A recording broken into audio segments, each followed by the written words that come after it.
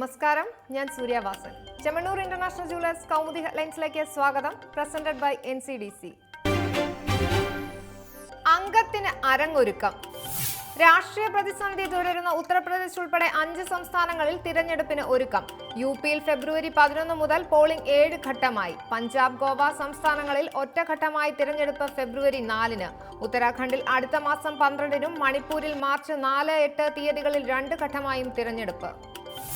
എല്ലാ സംസ്ഥാനങ്ങളിലും വോട്ടെണ്ണൽ മാർച്ച് 11-ന്. മുഖ്യ തെരഞ്ഞെടുപ്പ് കമ്മീഷണറുടെ പ്രഖ്യാപനത്തോടെ സംസ്ഥാനങ്ങളിൽ പെരുമാറ്റച്ചട്ടം പ്രാബല്യത്തിൽ. 690 മണ്ഡലങ്ങളിലായി 1,80,000 പോളിംഗ് സ്റ്റേഷനുകൾ. ജനവിധി നിർണ്ണയിക്കാൻ ആകെ 16 കോടി വോട്ടർമാർ. തിരഞ്ഞെടുപ്പിനായി അവസാന വോട്ടർ പട്ടിക ഈ മാസം 12-ന് പുറത്തിറക്കുമെന്നും വിശദീകരണം. അതേസമയം ജാതിയും മതവും ഉപയോഗിച്ചുള്ള പ്രചരണം വിലക്കിയ സുപ്രീം കോടതി ഉത്തരവ് കർശനമായി നടപ്പിലാക്കുമെന്ന് നസീം സെയ്ദി. പരിസ്ഥിതിക്ക് ദോഷകരമായ വസ്തുക്കൾ തിരഞ്ഞെടുപ്പ് പ്രചരണങ്ങൾക്ക് ഉപയോഗിക്കുന്നത് നിരുത്സാഹപ്പെടുത്തുമെന്ന് മുഖ്യ തെരഞ്ഞെടുപ്പ് കമ്മീഷണർ. പഴുതടച്ച് പോളിംഗ്. ദേശീയ രാഷ്ട്രീയത്തിന്റെ ഗതി നിർണ്ണയിക്കുന്ന തിരഞ്ഞെടുപ്പിൽ മാനദണ്ഡങ്ങൾ കർശനമാക്കി തിരഞ്ഞെടുപ്പ് കമ്മീഷൻ. ഉത്തർപ്രദേശ്, പഞ്ചാബ്, ഉത്തരാഖണ്ഡ് സംസ്ഥാനങ്ങളിൽ സ്ഥാനാർത്ഥികൾക്ക് ചെലവഴിക്കാവുന്ന പരമാവധി തുക 28 ലക്ഷം വരെ. മണിപ്പൂരിലും ഗോവയിലും പരിധി 20 ലക്ഷം.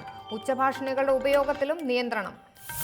പ്രചരണത്തിനായി ചാനലുകളിൽ നൽകുന്ന വാർത്തകളും പരസ്യങ്ങളും സ്ഥാനാർത്ഥികളുടെ ചെലവിൽപ്പെടുത്തുമെന്ന് മുഖ്യ തെരഞ്ഞെടുപ്പ് കമ്മീഷണർ. പെയ്ഡ് ന്യൂസുകളുടെ വ്യാപനം തടയാൻ പ്രസ് കൗൺസിലിന് നിർദ്ദേശം.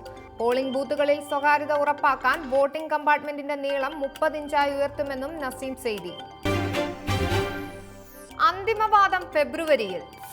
മുഖ്യമന്ത്രി പിണറായി വിജയനെതിരായ ലാവ്ലിൻ കേസിൽ അന്തിമവാദം ഫെബ്രുവരിയിൽ. അഡീഷണൽ സോളിസിറ്റർ ജനറൽ ഹാജരാകാത്തതിനെ തുടർന്ന് CBI നൽകിയ പുനഃപരിശോധനാ ഹർജി പരിഗണിക്കുന്നത് ഹൈക്കോടതി അടുത്ത മാസം 2-ാം വാരത്തിലേക്ക് നീട്ടി. അതേസമയം ഹർജി പരിഗണിക്കുന്നത് 2 മാസത്തേക്ക് മാറ്റിവെക്കണമെന്ന് പിണറായി വിജയന്റെ അഭിഭാഷകൻ. എന്നാൽ കേസിൽ നീണ്ട വാദത്തിന്റെ ആവശ്യമില്ലെന്നും ചെറിയ വിഷയങ്ങളെ തീരുമാനിക്കാനുള്ളൂ എന്നും ഹൈക്കോടതി. തട്ടിമുട്ടി ശമ്പളക്കാര്യം.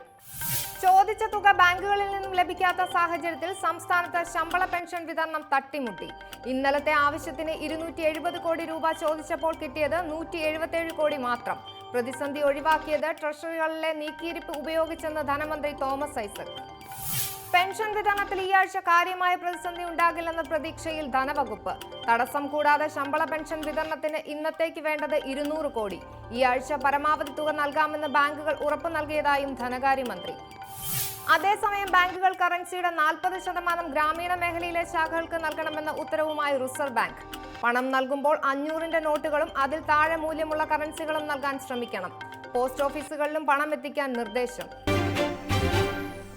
ഇനി ഇന്നത്തെ സ്വർണം വെള്ളി നിരക്കുകൾ.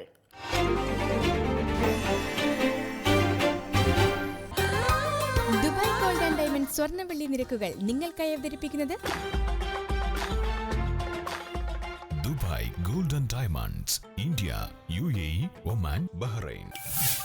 സ്വർണം ഗ്രാമിന് 2655 രൂപ, പവൻ 21,240 രൂപ, വെള്ളി ഗ്രാമിന് 43 രൂപ. ദുബായ് ഗോൾഡ് ആൻഡ് ഡയമണ്ട് സ്വർണം വെള്ളി നിരക്കുകൾ നിങ്ങൾക്കായി അവതരിപ്പിച്ചത്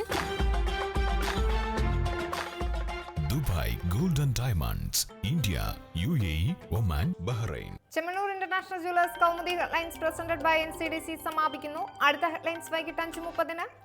നമസ്കാരം.